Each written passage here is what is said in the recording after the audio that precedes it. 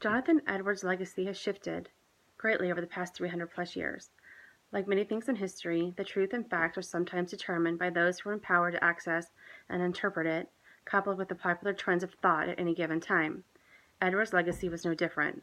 After remaining popular through the height of the 1800s, with the turn of the century, the rival of the progressive movement, which brought forth disdain and disregard for Edwards, his work, as well as his important place in history.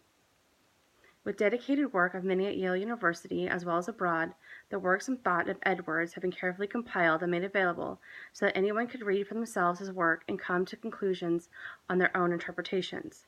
There has been a shift of interest back to Edwards and a renewed respect for his place not only in church history but in American history. In 1902, Mark Twain got into the debate when he publicly stated that Edwards was set up as a straw man of repression and snobbery, a medieval relic that had no place in modern America. This after reading Freedom of Will.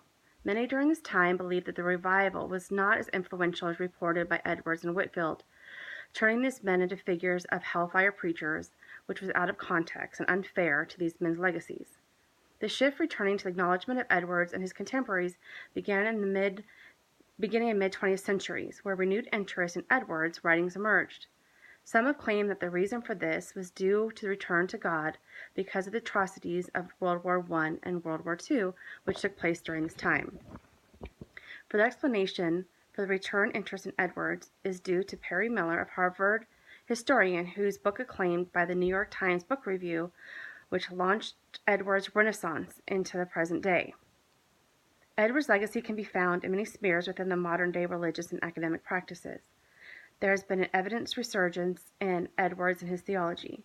Christianity Today magazine placed Jonathan Edwards on the cover of their September 2006 issue, as well as an article regarding the resurgence of interest in Reformed theology. Students continue to take an interest in Edwards and his work, which can be seen in the steady increase in dissertations on Edwards, which began in the 1960s and continues today. Many areas are covered in these dissertations, however, two popular topics are history and theology. Through the landscape of nature being of importance to many within today's society, there is now comparisons with God, nature, and Edwards' view of the connection. Edwards believed that the beauty of nature proved that beauty and the amazement of God as the creator. Edwards' interest in flying spiders in particular, but nature in general, led him to understand their intellectual design is that of the creator. Edwards believed that everything was connected and the source of that connection was God. This contemporary thought bridges the current issues and trends of today where earth worship has taken place of God worship.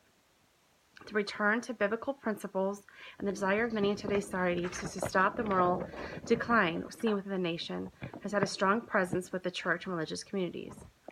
In the end, Edwards believed that God's ultimate source and desire was love, and that is eternal.